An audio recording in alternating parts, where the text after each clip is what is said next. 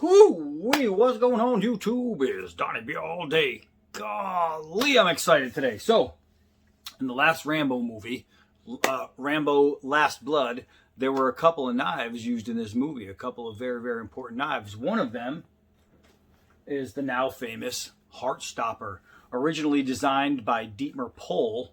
And this one being a Hollywood Collectibles group, how can you tell? Because of the green scales rather than the tan scales.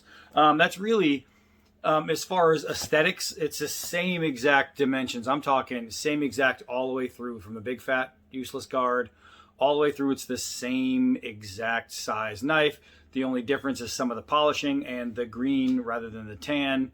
That's what separates it. This thing is as worthy a competitor as far as being able to take a hit than any of the other ones made. But for all intents and purposes, this is the Dietmar Pohl design. Same exact, I mean, you could take Dietmar Pohl's scales and put them on this and boom, you have it'll fit 100%. So that's what you have. So it came with this really nice leather sheath, right? Really nice. It's not a bad sheath. It's actually a good sheath. And it came, let's measure Dietmar Pohl's design here.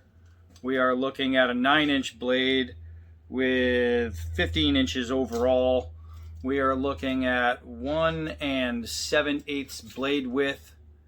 And you are looking at a blade thickness that is hard to see of, what is that? Man, it's hard to see. Maybe because I have sunglasses on in the house. Let's see. Just under a 1/4 inch. All right? Just under. Pretty good. It's about, I don't know, 6 millimeters, somewhere in there, right? It's not that bad. But when I first saw this design, when the movie design first came out, I went, ugh, that's ugly. I freaking hated looking at this. It was a sub-hilt, big fat guard. I hated this. You have this really nice kind of recurve right here, but then the recurve comes down and you have a very narrow piece of knife right here. I mean, at the smallest point, you're talking, it's just over 1.5 inches. So it's a very, very thin knife. And yeah, I get it, it's good for stabbing and all that, but this is a Rambo knife. It should be beefier. This is the thinnest knife width-wise since the first blood knife, right? And it just didn't do it for me, man. I saw it, and now that I have it and I swing it and I actually use it, it's growing on me. I still hate the sub-hilt. It takes away from things you want to do. It actually limits you as far as what you can do with the knife. I hate the sub-hilt. I hate the big fat guard. No matter what, I hate it. I think that's horrible designs, right? Just horrible designs. Not a big fan of that. So he came out with that and he did that, and I didn't like it. And now I do. I like it more, but I needed to like it better. I needed something better, right? So eventually, Jed Hornbeak, the great Jed Hornbeak, made one a little bigger, a little better. I got to do the scale work, but he came out with this blade that was beautiful, beautiful, beautiful. Love it. He made it wider. He made it just bigger all around. Very, very great knife, right? But there was something else. It just needed something else. It needed something different to me. It needed something more to me. So more happened. More happened in the form of the dbad Mission 6. That's right. It's burnt into the leather. You have a two-tone, the good and the bad, right? The light and the dark. You got to remember John J. Rambo in this movie, Last Blood. He had basically become like a grandfather type figure to a girl, and his life was back on track. He was back on the farm. He was doing really good. He found his light. But behind the light was the darkness, because as soon as somebody messed with his family, it was done. So we needed to have light and darkness in this knife. It was an absolute must, because it tells the story of Rambo. Remember, every design that you're going to see with dbad, there's some kind of story to it. It means something. Every piece of this knife has to mean something, right? So, okay, what's the date of birth for this person? There we have that. Now, get ready for this. I love this sheath, man. I love this sheath. This is just gorgeous, gorgeous water buffalo hide over wood. Just an immaculate sheath. So nice. It's almost too nice to show you, but look at this blade. Keeping in with the theme of light versus darkness, we have a natural black blade with polished, sharpened swedge, unlike the originals, with a sharpened recurve edge. And now you're talking about a width of 2.5 inches. Let's go over some of these specs real quick. Blade thickness is a full 1/4 inch. This is 7 millimeters. So we are 2.5 inches wide. We have a blade length of 9.5 inches wide. Took it off. I needed to do the whole thing. And we have a 15.25 inch handle. And this thing is super, super comfortable. Now, we did whitewood, the same as you would see. Stay with me now. Stay with me. On the dbad OEF Defender, I used whitewood to go with the tan because this is my OEF, so it had to go with the colorations of a Afghan type uniform. So I went with the whitewood handle here. It is beautiful. Now you see my grooves throughout are just everywhere you grip, it locks. It locks. It has a spot for you to put a finger, right hand, left hand, anywhere you want. The choil on this, all right, so there's your choil, right? Choke up, your finger is on the edge right here. So if you needed to choke up, first of all, you have to get around that awful guard, that horrible, disgusting, awful guard. You have to get around. Second, this little choil right here is just no freaking good. It's no bueno. Look, you see the distance between my finger and that? And now look, choking up. There we go. There's no guard getting in the way. This one right here is thinly profiled, not thick. I've seen them with thick guards, and what's the point? You can't do this with a very thick guard. This is most important because you need your fingers to be able to match up. It flares out, so it'll hold. So if I wanted to do this, it's not going to fall through, but it's thin enough to stay inside my fingers. I have seen knives with poorly ground faces. I've seen knives with flat ridges on the spine. I've seen some really, really bad ones, some really two-step ugly handles. I mean, I've seen some really bad ones. I've seen one where just the back was rounded. It didn't have a skull crusher. People have tried to do this, and they have failed. This is 5160 steel, perfectly balanced. I mean, perfectly balanced. A beautiful swinger. How do we know? We need to go out and swing it. But this right here, made by the Kukri House in Nepal, and all dbad knives are made now by only the master bladesmiths over in KHHI. So I want to show you though, before we go, obviously this is a Rambo knife. This is the Mission 6. Well, if it's a Mission 6, that means there has to be a Mission other. So what do we have? So this is another knife for the Rambo collection to go with the Mission 5, right? This is the knife before it. Give you a good idea what it looks like. No, Mission 4, sorry. This is the Mission 4. The Mission 5 will be the other one that goes with this. Not made yet. So here we have the Mission 4. We have the Mission 6. And the Mission 5 and Mission 6 both come from the same movie. But there's two knives, so I had to have two missions. And also for sale right now at the Kukri House, the dbad Mission 3. This thing, I've done a couple videos on this. This is no joke. So, and if you go to look at my Scandinavian Prince, the Woodsman Knife channel, he did some crazy testing with this knife. So here we have these two right here. Very, very good. And now, and there's one more. Even though it's a non-official Rambo knife, it is the only John Jay tribute knife made ever done, especially done correctly. The John Jay tribute. I mean, I broke out that crappy Hibbins survival knife that tries to mimic a Rambo blade, and the thing snapped in half because it is garbage. It is not a real knife. This, if you want a John Jay tribute knife, a real Rambo tribute knife, this is going to be your go-to. And now you get to see these two together. Oh, two beasts right there. Gosh, that is so nice. All right, so today is about this one, though. I got all these sheets on my lap. Let's go out and swing away. Swing low, sweet chariot. All right, hold on. All right, so the first thing to pay attention to is the beauty. This thing, being a big, thick, wide, fat blade, it really changes the look. Not only that, but removing the guard completely and going with a lower integral guard only, man. And I gotta say, I watched the designs happen, and this design, when I did it, I saw no other designs publicly made of a rendition of a Heartstopper that had an integral lower guard only.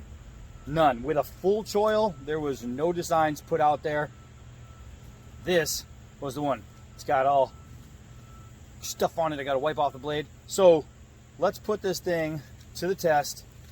I mean, man, I am excited about this one. I am. Wow. Okay. All right. So they made it sharp. Try to pick everything up here. Ooh, it's getting caught in the oil. Hold on. Hold on. Hold on. Maybe you could see it. There's a hole. It's all oil matted down, but shave sharp. Get all the hair on the blade. Ugh. Yeah, shave sharp. They definitely came through making a very, very sharp blade. Whew. Let's play with this thing. I'm trying to contain my excitement because I'm really giddy about this right now. Oh my God, it's got some bite. So let's first do some 4-foot drops, 4 foot from tip to stump. We'll just see that balance. And that balance is pure. Man, pure. Gosh, this is so freaking nice. All right, so we're gonna do a couple hard downward throws. We're gonna see if we get any rattling in the scales or any tip bending. Oh my gosh, that digs in so deep. Oh, that dug in. You can see the line right there. Look at how far that thing dug in. Oh, man, that is superior. All right, so we need to baton through something. You know what? I have this one that, all right, this is good because this is the log that broke the Hibbin. This one right here broke the Hibbin. So let's find a good place. We'll see if we can cut this knot off.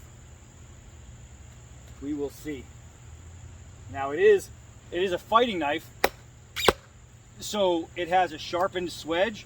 So it's not going to be your batoning knife at all because you will just tear up batons. But let's see. I'm getting just the baton. I mean, just the you'll see, just the swedge is sticking out now. So there's a good chance that I'm not. My baton is just going to keep breaking, not the knife. Let's see if we can't get it a little farther through on the skull crusher. Keep an eye on them dogs. There we go.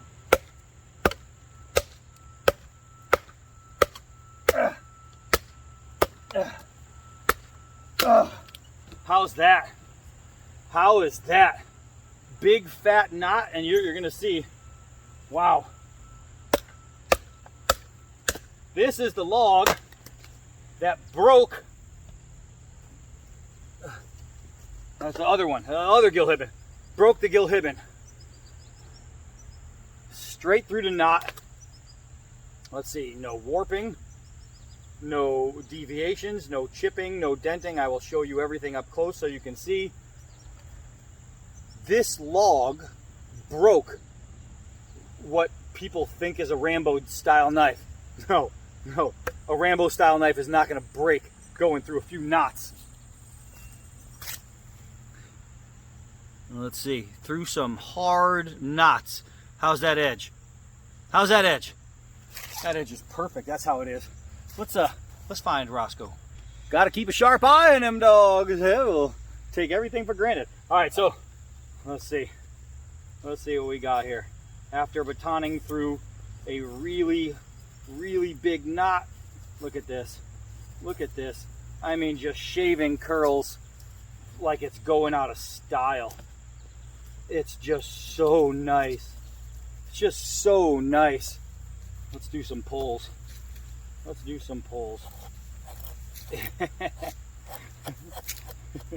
This thing is a masterpiece. Look at those curls. Holy mackerel. Ooh, that just crunched my knot. All right, so let's do some of this. Let's do some of this. Try to get you guys even a little closer. We'll do the whole forearm pull. Look at this. Look how oh my gosh. Look at how, oh man, it just fell off. Tiny little curls. Tiny little curls. Just trying to get really, really thin. There we go. That'll stay on there.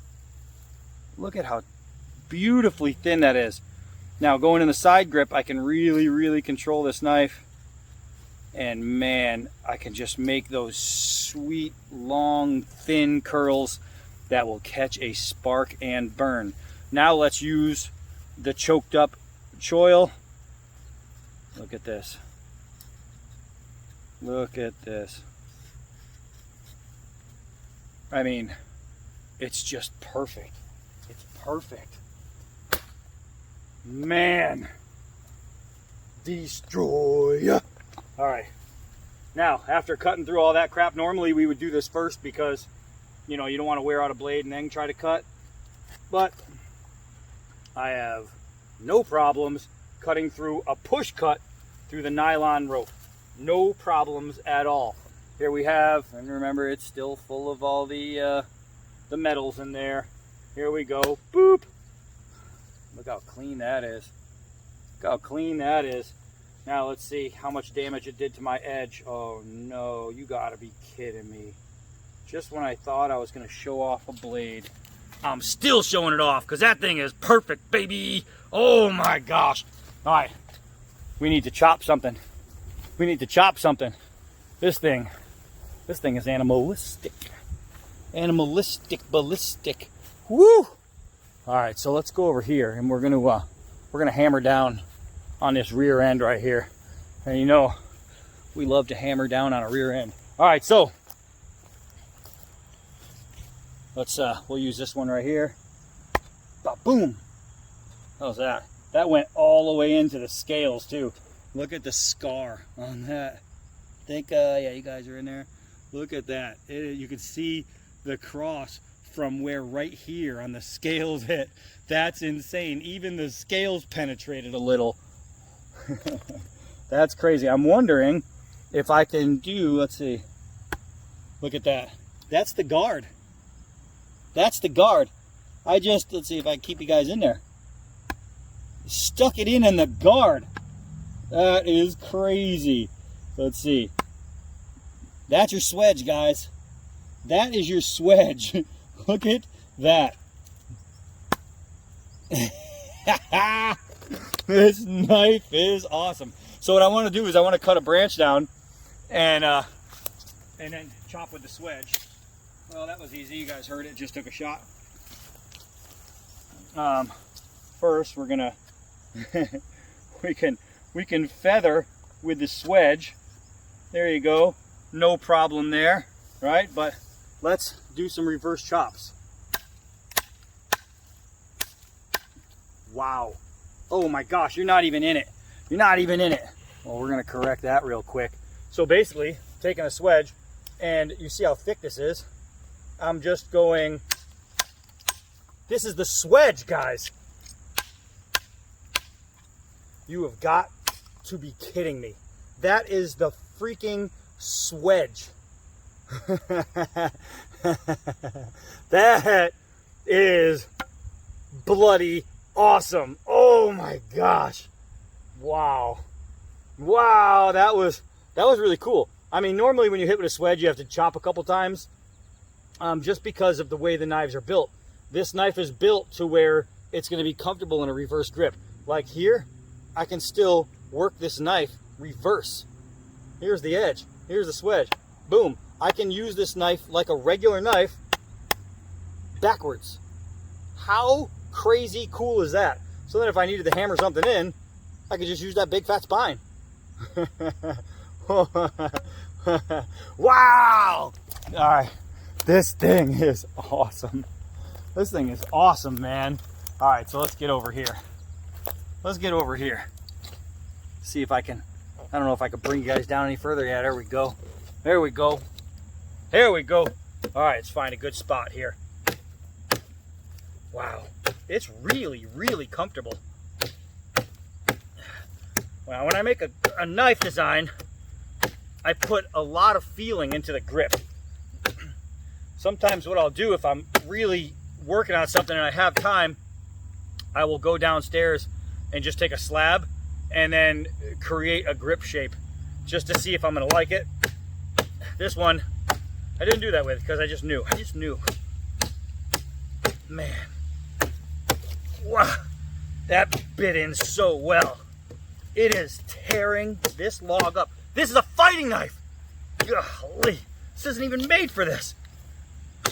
But I'll tell you what, would I trust this knife in the woods? Oh my God. Yeah, I think I would. I think I would trust this knife in the woods.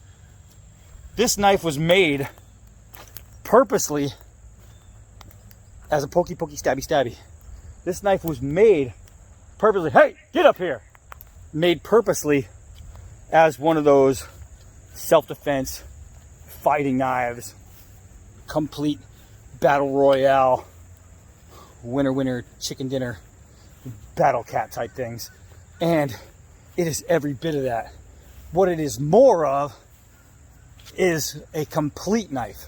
You can literally use this knife anywhere, anytime, for anything. I could take this thing, I could skin a deer, and then I could cut some carpet. You know what I mean? This knife is all around madness. Just freaking madness. It is so nice. So now I'm gonna go inside, I'm gonna clean it up, I'm gonna oil it, and then I'm gonna use it some more tomorrow. Oh my gosh. The dbad Mission 6. This thing is for real. It is the baddest Mission 6 made yet. It is awesome. The Kukri House in Nepal, KHHI, made by master bladesmiths. Master, not craftsmen, made by master bladesmiths. All of the dbad product line is going to be made only by the masters from this point on. And you can see it's a distilled taper, so you can see how it comes down and it thins out. That creates a beautiful weight distribution. Now they offer options with all their knives. You could do things. If you said, oh, I wanted it an inch longer, you can do that. If you said, oh, I wanted it with different scales, you could do that. If you said you wanted something different here, you could do that. I'm going to tell you right now though, when I design a knife, I design a knife specifically for a purposely built balance. I design, that's why this is 9.5 and not 9, is because I built it in a way where I knew the exact balance point, the tipping point of perfection. So if you want them longer, they will do it for you. If you want it shorter, they will do it for you. But remember this, the balance that's created from my brain that came out is in a specific set of standards, of size standards. So if you buy something that you have, you know, say, okay, yeah, I want this, but I want it different, you're gonna get the knife you want. But if your balance is a little off, don't blame me. And as far as scales, it doesn't matter what if you said, oh, I wanted, you know, black micarta scales. Okay, great, they'll do it for you. So, I mean, but I have to say, this white wood, oh my gosh, that is amazingly comfortable. It is amazingly comfortable, and it's beautiful. It's beautiful. Look at these scales, man. These are crazy good-looking scales. The patterns in here are just gorgeous. Look at that. That is really, really freaking special right there. I mean, everything about this knife they knocked it out of the park. They knocked it out of the freaking park. This is a home run and a half. This is the best Heartstopper version knife, Heartstopper style knife that you are going to find. Hands down. It is the best. And I cannot wait to play with this some more.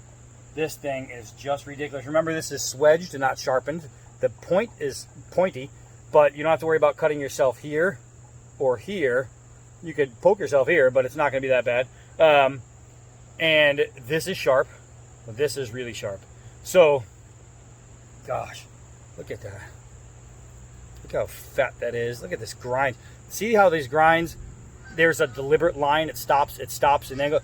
That's how a grind should look. If your grinds are rounded, that means you don't know what you're doing, or you got somebody who's just not knowing how to grind a knife. This right here, this is meticulous. This is perfect. This is perfect and hand freaking hammered. The guy who hammered this was kneeling in a pair of sandals on a ground making this knife by hand. Not cut out by a machine, by hand. And he freaking killed it. Whew. Time to go clean it up. I love this knife. The dbad Mission 6.